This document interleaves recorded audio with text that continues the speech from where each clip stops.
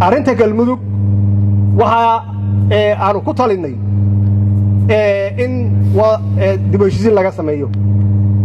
markii la weydiistay maxaa la yidhaahdaa extension ama waqti kororsi waxaanu ku nidhi waqti kororsi waxa weeye waxaa ka horreeya horta process in la maro dowlad goboleedyadii kulli waa nugu raaceen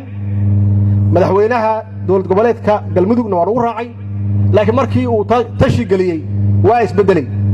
annagu ujeeddadeen waxay ahayd process in la geliyo dib u heshiisiin laga bilaabo kadibna doorasho loo gudbo runtii annagu waa isku daynay in aan si kasta aan u muujinno inaan diyaar u nahay wada shaqayn iyo iskaashi sax ah sidaad og tihiin wax yar kaftanaan ku darsadeen sidaad og tihiin qofku hadduu xanuunsan yahay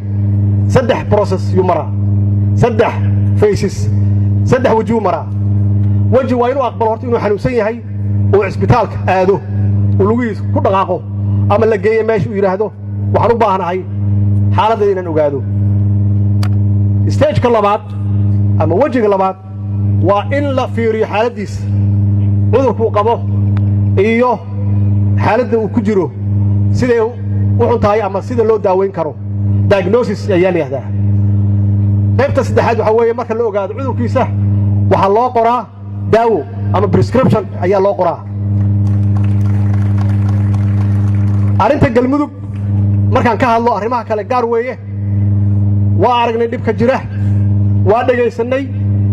diagnosis yaan samaynay oo waa baarnay waxaan ogaanay in loo baahan yahay in la wada hadlo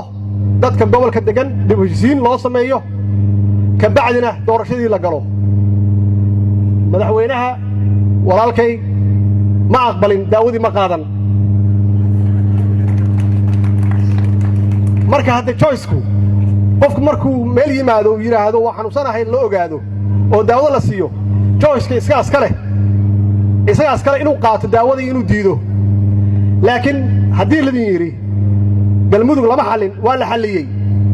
laakiin wakhti kororsi oo intaas ka badan waxaan u aragnay inay u baahan tahay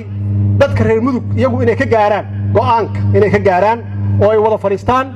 oo ay wada hadlaan oo la heshiiyo ka bacdi process la galo election saas looga gudbo walaalayaal wakhti ku darsasho iyo wakhti kororsi ama extension runtii wax wanaagsan maaha waxaana loo baahan yahay haddii wakhti qof walba la doortay wakhti uu eg yahay hadduu yahay dowlad goboleed iyo hadduu yahay dowladda federaalka xaqiiqatan ma doonayno hal maalin in lagu